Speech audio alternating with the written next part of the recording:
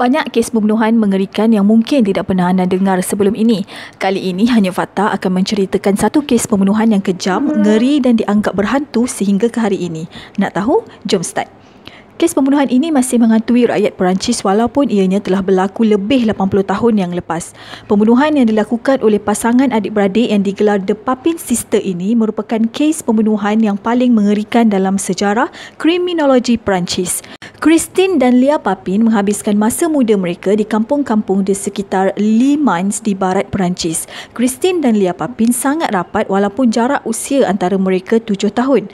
Mereka mempunyai seorang kakak perempuan bernama Emilia yang kemudian menjadi birawati di sebuah gereja setelah dipercayai dirogol oleh ayah mereka. Christine dan Lia dibesarkan dalam keluarga yang berpecah belah. Dari kecil mereka telah melihat pelbagai bentuk keganasan dan penganiayaan yang dilakukan oleh ayah mereka.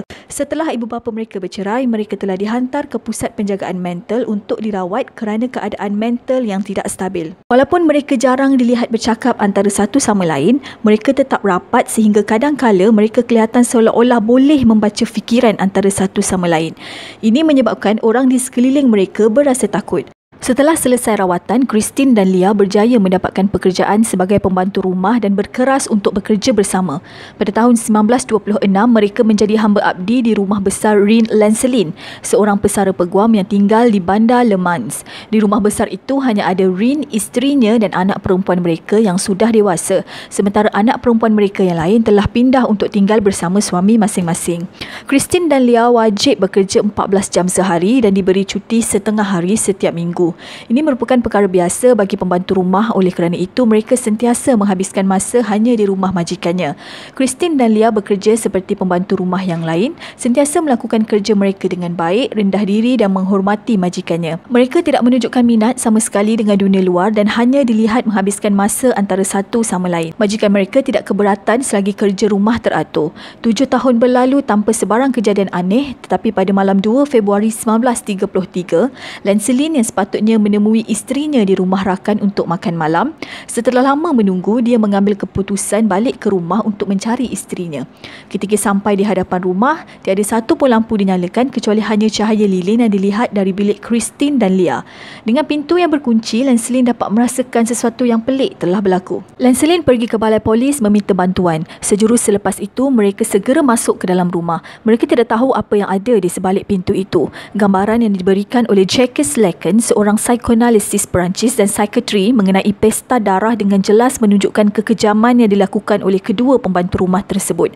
Isteri dan anak perempuan Lancelin telah dibunuh dengan cara yang paling kejam. Mata mereka dikorek dan wajah mereka ditikam. Mereka menemui kedua-dua gadis itu terbaring di atas katil dengan keadaan berbogel. Christine dan Lia terus mengaku bahawa mereka yang telah melakukan pembunuhan tersebut dengan sangat tenang dan tanpa rasa sedikit pun penyesalan. Tidak lama kemudian, senjata pembunuhan dikumpulkan sebagai bukti: pisau dapur, tukul besi dan periuk timah. Christine dan Lia ditempatkan di penjara secara berasingan. Ini menyebabkan Christine menjadi sangat tertekan ketika dia dibenarkan untuk melihat adiknya, dan pada kesempatan itu dia merebahkan dirinya dalam pelukan adiknya. Perbualan yang berlaku menunjukkan bahawa hubungan di antara mereka lebih dari hubungan adik-beradik. Mereka dikatakan mencintai antara satu sama lain. Beberapa bulan kemudian, Christine semakin tertekan di mana dia cuba mengorek biji matanya sendiri. Dia cepat-cepat ditahan dan dibalut dengan kain putih. Setelah itu, Christine menyatakan kepada polis bahawa dia mengalami masalah yang sama pada hari pembunuhan dilakukan, sehingga menyifatkan bahawa tingkah lakunya adalah akibat penyakit mental. Seluruh rakyat Perancis pada ketika itu tidak sabar menunggu kes ini dibicarakan di mahkamah dan tekanan dari semua pihak mula dirasai kerajaan Perancis. Kes itu menarik minat para intelektual pada masa itu kerana mereka berpendapat bahawa pembunuhan itu adalah manifestasi dari perjuangan klasta kerana gadis-gadis yang mewakili klasta pekerja memberontak terhadap tuannya. Ini menggambarkan layanan buruk oleh orang kaya kepada hamba abdi mereka. Orang ramai berkumpul di depan ruang sidang pada bulan September 1933 menunggu keputusan. Disimpulkan bahawa Christine adalah dalang di sebalik pembunuhan itu dan penyebabnya adalah perselisihan faham antara Madame Lancelin dan dia. Mahkamah juga menyimpulkan bahawa si adik iaitu Lia telah dimanipulasi disaksikan oleh kakaknya. Christine Pepin meninggal pada tahun 1937. Lia dibebaskan dari penjara pada tahun 1941 dan berpindah bersama ibunya. Menurut beberapa sumber, Lia berjaya mendapatkan pekerjaan di sebuah hotel di Nantes dengan menggunakan identiti palsu. Dikatakan bahawa dia telah meninggal dunia pada tahun 1982, tetapi menjadi persoalan apabila tahun 2000 ketiga pengarah filem dokumentari bernama Claude Ventura mendakwa dia masih hidup. Dia muncul dalam filem In Search of the Pepin Sister yang diarah oleh Ventura. Dia dilihat lumpuh kerana stroke yang dideritanya sebelum penggambaraan filem itu. Justru itu, dia tidak dapat bercakap dan ini sekali lagi menjadikan kejadian pembunuhan ini sebagai kes yang misteri kerana tiada siapa yang tahu apa sebenarnya dalam fikiran dua adik-beradik ini ketika mereka melakukan pembunuhan yang kejam dan ngeri itu. Semuanya masih misteri sehingga ke hari ini. Sekian sahaja untuk kali ini. Kalau anda ada cerita atau fakta yang ingin hanya Fakta kupaskan, boleh komen di bawah. Terima kasih dan jangan lupa subscribe.